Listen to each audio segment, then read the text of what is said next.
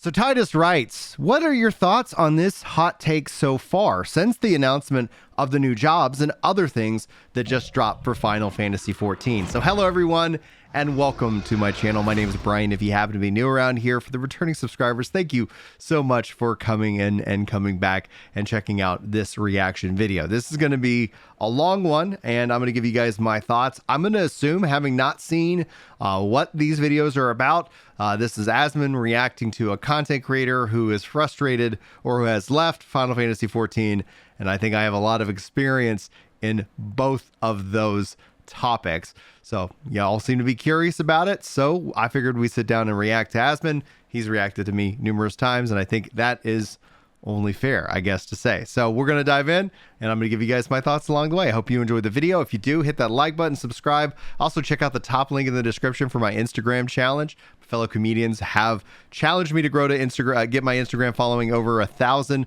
this year, and thanks to y'all's support, we're coming up on 200. So it's going to be a slow process. Hopefully you guys, if you use Instagram, you check out that, as it's apparently a comic playground, or at least a tool that a lot of us use. Anyway, let's go ahead and dive into the video. The downfall of Final Fantasy XIV. This has been a video that has come out. A lot of people have been very opinionated about this and very angry. Who made this?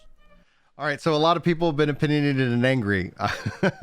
I don't see any other solution, especially with a title like The Downfall of Final Fantasy XIV. I would think that those that are angry are obviously taking two sides of it, that the video is absolutely spot on and correct, or that how dare somebody critique and criticize my Final Fantasy in this case. But we'll see. An individual named Lynx Camelli. Oh, Hello, yeah, Lynx. everyone. I was Lynx Camelli. I was. Oh, he deleted his character. For the first time in recorded history, Damn, bro, he just deletes his character. Final Fantasy XIV is currently going through a bit of a rocky. I like the I like that reaction from Asmon. Final Fantasy XIV going through a rocky place. Endwalker, I think, was, no matter what, always going to have those challenges, because one of the driving factors. Like, if you think of it as a pillar of what Final Fantasy XIV is, it's the story, and concluding said story brought in several risks. And I think a lot of people who were continuing to play, maybe beyond the past, beyond the aspect of burnout, end up feeling, like that story having concluded is a perfect time to step away. But that's where I think everybody obsesses over these numbers, and it doesn't ever really matter. If you're having fun with the game, that's awesome. If you're not, like Yoshi P encourages you to step away. But I think from the content creator perspective, that's always going to be a risk that's running. Notwithstanding that my critiques for Final Fantasy XIV still stand, I understand as a developer myself that those two things are going to be very difficult to reconcile, if impossible to reconcile. But if you guys are curious, you can always go check out my previous critiques and rants about the game itself. We'll just leave it at that. Period. Although I no longer play the game, I loved FF14 like no other game I had ever played. I've put in over 12,000 hours in the 6 years that I played, and I've seen the game. That's too much time. Oh man, that's too much time. This is a kind of a case where nobody hates the game more than the people who love the game. In this case, transform over time from a highly creative niche substitute for World of Warcraft to an unrecognizable mess of oversimplification and lack of creativity. Damn. The opinions and ideas I will present in this video are feelings I have had for a very long time, much before I stopped playing the game, but I never felt comfortable sharing these feelings because FF14 has a critical issue. You. Or more appropriately, the FF14 community. It's no secret that a large amount of 14 players are die-hard lovers that will not accept any criticism or negativity towards their perfect game. So what's interesting, obviously, about that is Rook is such a joy.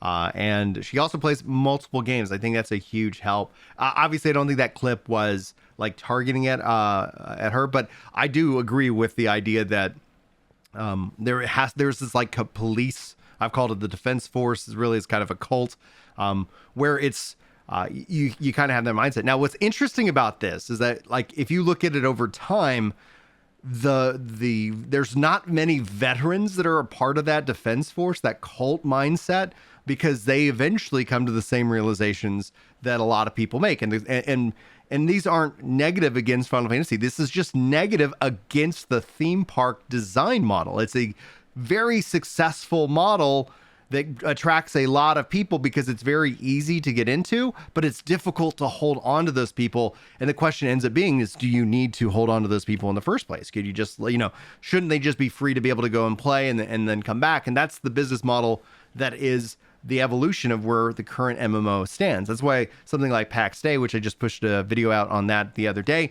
goes into that sandbox style, which for me as a Final Fantasy 11 veteran, like that is where I look at the MMO specifically as something that's very different from what's on the market today. And the fact is that while we all use the term MMO, sandbox and theme park, I think are wildly different genres. And we know that, theme park is wildly successful monetarily, which makes sense from a business perspective, because kid you not, these games are about making money. The whole reason for them existing is so that you can make the company money. Whereas in a sandbox, I think a lot of people, it's a harder entry point, and thus it ends up being a smaller base community. But I'd love to be proven wrong with a super AAA feature complete, highly, engaging sandbox, because I think that's something that a lot of people are craving. People assume Ashes of Creation could be that. We'll see. Whenever someone brings up a problem they have with the game, they have to keep adding disclaimers that everything is fine out of fear of invoking the wrath of the FF lovers. This is such a waste of potential, because this dungeon could probably be badass, but instead they're going to make it brain dead easy to cater to casuals, and that's fine. That's fine. A vast majority of their content is so that anybody can do it. And while that's good, and I'm not saying that they should take it away, they need to add some stuff that is a little harder, that not everybody can do it. I'm not saying they need to, However, so what is hard content? This is some of the biggest negative pushback that I received when I retired from Final Fantasy 14. A lot of people are like, oh, you just don't do the ultimates and you're not into that. I was like, what's hard content? Like, what is hard? And this is just my developer brain, where I don't think of things as hard or easy. I think of them all as just functions of time. How much time am I willing to invest in a piece of content? And that is usually easily transferred and discussed as the concept of difficulty. But when you start to factor in the idea of time as opposed to challenge, where a lot of people, I think, lean into difficulty, it all ends up for me always being like, my time is better spent doing other things. That's one part of the content creator brain, where, working on the controller guides for the game for so long. But then the other side of it is that, am I having fun in this kind of time? Is it fun to organize groups of other adults to try and accomplish these things? And I don't find a lot of fun in doing that at this time in my life as somebody who's managing 6 children, and so much more, right? I got a lot of things moving on. So in terms of a function of time, I end up gravitating towards more, XP grinds, things like that. And as soon as the XP dries up in any game, I start to get frustrated. You can see any of my frustrations at any game I play. As soon as that level cap is reached and there's no, just extra, XP leveling that you can kind of chase after. In this case, Final Fantasy 11 had the merit system. And again, I want to, and with the announcements that they just dropped from EU FanFest, like, I'm hoping that we can continue to see, them invest in Final Fantasy 11. I don't know if they will, but Final Fantasy 11 coming into Final Fantasy 14 with the echoes of Vana'diel Alliance Raid is interesting, but the expectations are this is just going to be another Alliance Raid series with that hit of nostalgia. But we've already seen Final Fantasy 11 crossovers with 14 in the past, so I'm wondering if this will be able to expand on that. All that being said, fascinating stuff, but I don't necessarily think, I think a lot of people were, when Xeno's talking about more difficult content, like, that's going to mean something different for everybody, right? Like, Eureka, in my mind, was difficult content. That's the content that I want them to make. That's what I really wish they'd make more of the game like that, as opposed to how it is so soft and so, afraid of challenging the player, because they know challenging the player, especially early on in ARR, is just another invitation for that player to leave the game. Community sentiment seems to be declining for the first time in ever. I mean, Zepla, FF14's beat. No, it's cyclical. Like Zepla's process and her trajectory has been foretold. Like you could go back and be like, and listen, it's like, this is exactly what the trajectory is for somebody coming in and having lots of content and eventually realizing like, okay, well, there's no real investment. So it's just like eating sugar all the time. At some point, your body's going to go like, hey, there's a problem here. And sure, it feels good right away. It gives you that burst of energy, but then there's no substance to that. And there's nothing wrong with having sugar, right? But when you start to factor this in with a long-term investment, that's where it gets to be more of that, like you're looking for a job at this point. And that's where I think MMOs have shifted away from, because people didn't want to necessarily live in these virtualized worlds. And development costs have just only gone up. And despite people think that development's much easier, I think there's a clear pathway of data that shows that development's gotten harder. It's gotten riskier. There's not that as big of a return on investment. So you end up seeing an investment drive up. It's a whole ordeal. Anyway, let's see what he continues to say about Zepla, because I did see Zepla's video and we talked about that over at Work the Game for a while. Speaking of positivity and happiness.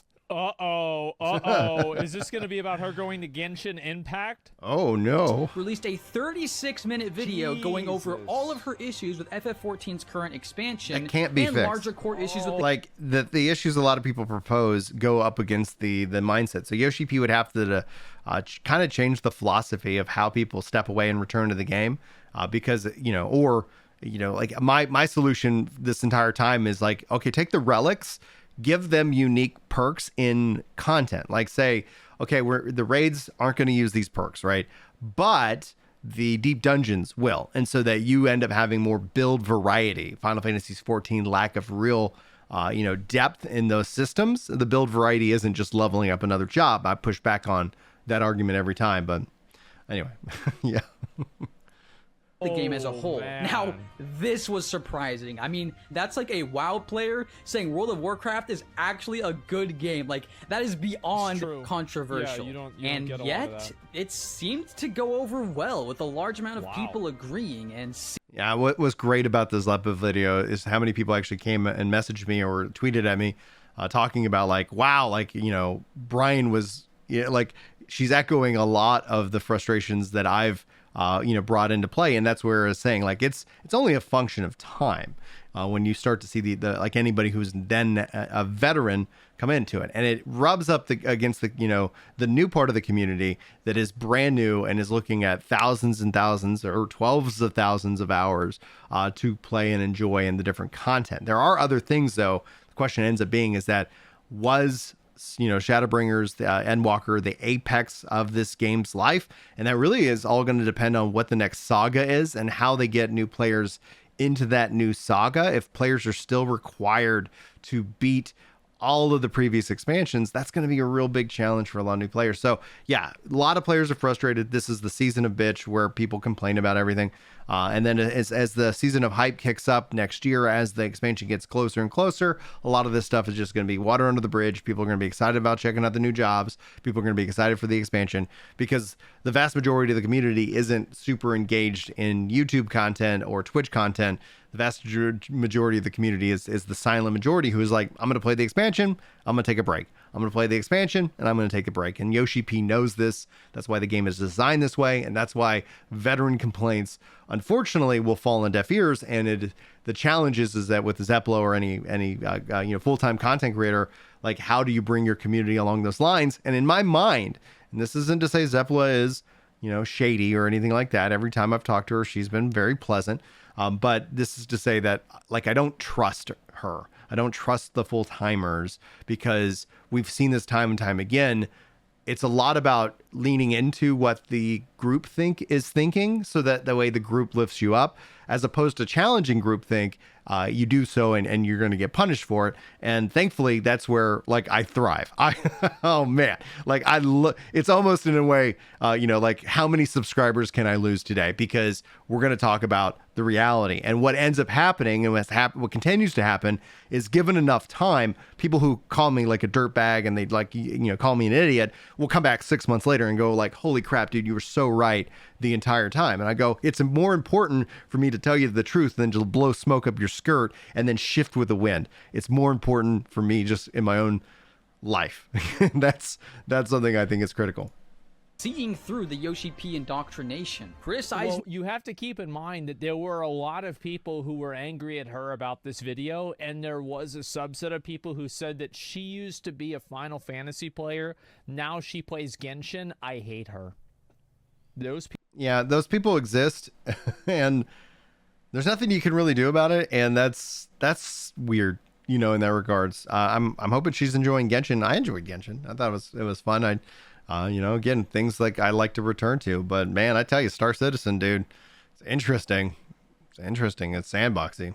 So it's New World. New World's doing good.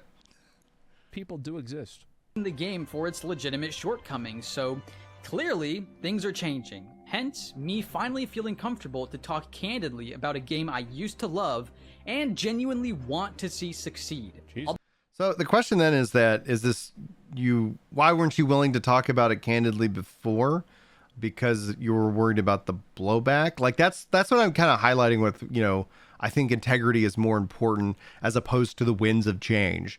So that's where it's like, I end up in a way feeling a little bit more contrarian because I look at the bigger picture. I talk about, you look at the development budget and planning of Yoshi P when Endwalker was coming out. It was all coming out during COVID and all that stuff. That was massive influx of new players. I don't know if that will happen again because the story of 14 was also about its building and rebirth, not just inside the game, but outside the game as well.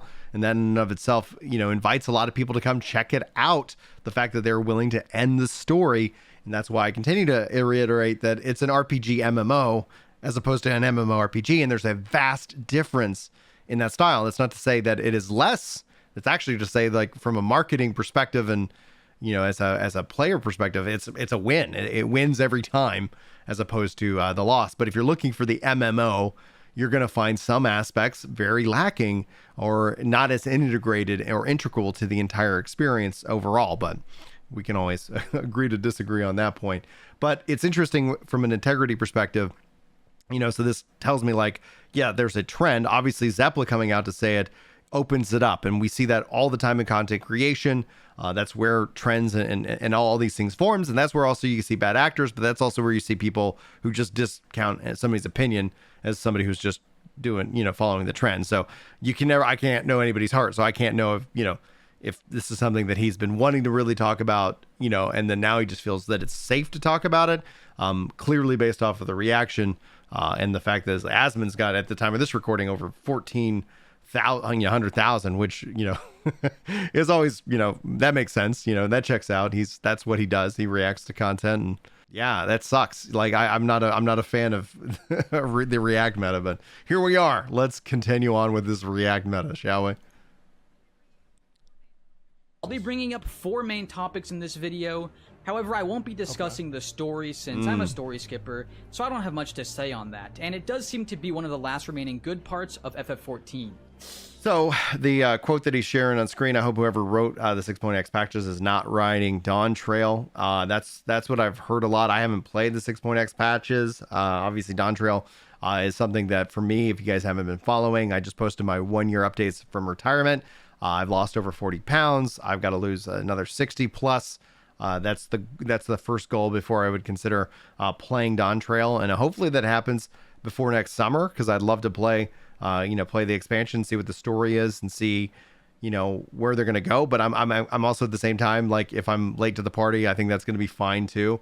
Obviously, I'll have a lot of catching up to do when that day does happen. But in the short term, I'm excited that it's coming to Xbox. There's a lot of really positive things to consider, but yeah, the general consensus from those that I talk to that are still playing it agree with what this is. And it's crazy to see it get so many upvotes on Reddit, where one of the things I talk about with the policing of this game and its community ends up being that you can't voice these kind of critiques. So this has changed, but I think it's also in part due to the amount of time between patches and the amount of time that people still have to wait until the expansion. That increased time makes that complaint season. When you think about, you got the season of hype, the season of grind, and the season of complaint about everything, like that increases that time for complaint, which only increases the drama, which creates the YouTube stuff, which is a self-fulfilling prophecy of that cycle continuing to go on and on until somebody has a huge blow up on their stream and yells at their community. And then that has to be something we talk about for a long time too, which sucks as well. Oh. Topic 1. The formula is breaking down. For anyone that has played FF14 for longer than one expansion, we all know that this game operates on an extremely strict by-the-books formula with zero surprises. I think this has been an issue with a number of MMOs. I think this is an issue with World of Warcraft right now. It's an issue with Lost Ark, that the game is extremely formulaic. Everything happens the exact same way. And like, what the fuck? Destiny 2 as well. See, I don't play Destiny 2 so is in that difficult spot, but the expansion will drop. For me, I don't need to go into Destiny in this video. Yeah, I think that like a lot of people are looking for, they're waiting for like, what is that next generation new game hook that's going to keep people engaged with an MMO? Because right now, nobody knows what it is. Expansion has 3 Savage Raid tiers, 3 Alliance raids, 2 trial bosses at launch, and a new one every major patch, accompanied with a new dungeon. I mean, Isn't this something I said about WoW? Like, I literally said this exact thing about WoW. Is that every expansion is so formulaic, I'm not as excited about them. Like, we've been effectively getting the same expansion ever since, like, I don't know, probably at least Legion, and you can argue since Mists of Pandaria. But I think really since Legion. Cataclysm was the first time that they really changed shit up a lot. But yeah, Legion was like, Legion, BFA, Shadowlands, Dragonflight, they're all basically the same.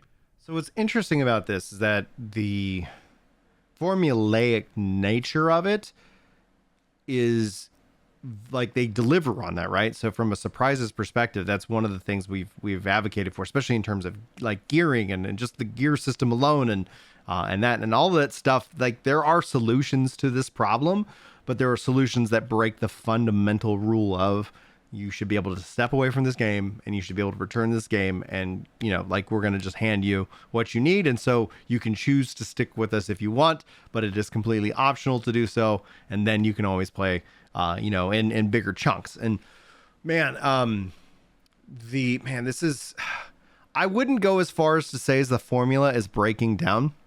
I think overall the formula is the formula. It still is currently working. Now, the question will be, from a data-driven perspective, what does Dawn Trail look like? Or are we seeing higher numbers, or are we seeing a slow decline at that point, thus indicating that the apex was Shadowbringers and the launch of Endwalker? Or do we see even higher highs? They'll continue to tout the player numbers, which they haven't increased that number, that announcement in over a year, which tells me the new player numbers have slowed down. But they'll continue to tout those. Those aren't the active players. Those aren't the active subscribers. I, for one, would not be considered an active player of this game, but I would still be counted in that total, having purchased the game, and especially in multiple systems in this case. But I think though, this is definitely something that feels right because it's something that just weighs on you the more you have. I think it's also that the lack of being able to take what they currently have and turn it into something new. It would be one of the things that it would be really cool to see. But yeah, it's formulaic to the point where like you can set a clock to it, and we have. That's why you see Chris and I from Work to Game, we predict things so accurately because you just plug it into the spreadsheet, and that's it's going to tell you what it's going to tell you, give or take a week, and that tends to be kind of how it goes. And that means though, when to check in and when to check out, right? Anyway, zero room for going above and beyond. Just stick to what has always been delivered. And people are just simply getting tired of it. There is definitely value in knowing what you'll be getting when you pay for an expansion. I mean, if any of you have been paying attention to Destiny 2, that game is a complete RNG loot box of what you'll get when you pay for an expansion. However, the downside to being extremely formulaic is you lose the ability to excite people. No longer am I sitting at the edge of my seat watching every live letter stream theorizing with my friends on what they'll announce next. I know what's coming. Another 24-man raid. One new dungeon, I wonder how many people, this is always a question that I've had, is like how many people feel this way because this is their first time playing. Like for me, it was all this stuff was new because I had never played it before. So like, is this something that's just an outcome of you playing the game for a long time and finally, you know, that kind of wearing off? Or is it something that's like intrinsic to the game? It's probably a bit of both. What's wild about this, though, because like he's absolutely right. Asmon's right. Like it's a bit of both. You have that wearing down. You also have this other aspect that I think of when I think about, you know, gamers and this need for that surprise and delight, is that you end up seeing a lot of frustration. People who are like, oh, just make something brand new, but then they don't know what the brand new thing is. Make something that makes me feel like I felt like when I was a kid. Okay, you know, like, you know, just make it fun. Just make it good. You know, like, you know, increase the mechanics that are added. Don't repurpose so many things. And there's only, you know, there is only a finite amount of things that aren't going to feel like something else, right? Like people, you know, meme on, you know, MMOs for the you know, the delivery and the fetch quests and the kill quests. Like, it's like, what else is there? It's like, well, okay, like, how do you then bring in the environment, the music, and so much more that make that, you know, feel like something epic, feel like something really exciting to see in the long run. But I don't think there is really a cure. I mean, outside of them changing up the formula and running the risk of losing everybody.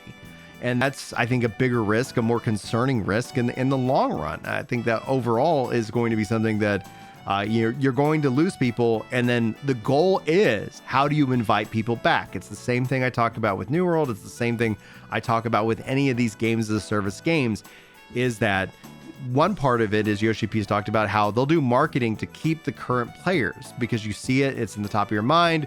Hey, yes, this is a game I'm enjoying. You're not necessarily then being served an ad for another game to go and check out and play. But the other side of that is that, you know, like players and their engagement and just them enjoying the game in and of itself adds to that marketing level. But it's all about that, you know, what have you done for me lately? Not about like how you made me feel 10 years ago. And that's going to be the challenge that Final Fantasy XIV brings. And I think that's also going to be the challenge that Square Enix has to figure out who they are and what they want to be in the long run, because the real solution to all of these things is a brand new MMORPG. And it's wild to see that so many people are, you know, stepping into that arena to make these brand new MMORPGs. Now, as I look here, we're at 5 minutes and 33 seconds into the video itself of 50 minutes. And this video is roughly 30 minutes. So here's what I'm going to do. I wasn't planning on doing this as a series, but what we'll do is we'll continue this as a series. So this is going to conclude part 1. And then that way, if you enjoyed, you can stick around for part 2, and I'll keep rolling these out. That way you can consume them in much easier chunks, considering I have barely even scratched the surface of this reaction video. So guys, if you enjoyed it, hit that like button, hit that subscribe button, and I hope that you check out the Instagram link in the description to help me grow over on that platform. And I appreciate you guys and your support. Appreciate you guys in being here, and I appreciate any civil discussion that we have in the comments below. So this is going to be fun. I hope you guys continue to enjoy, and I'll see you guys in the next video.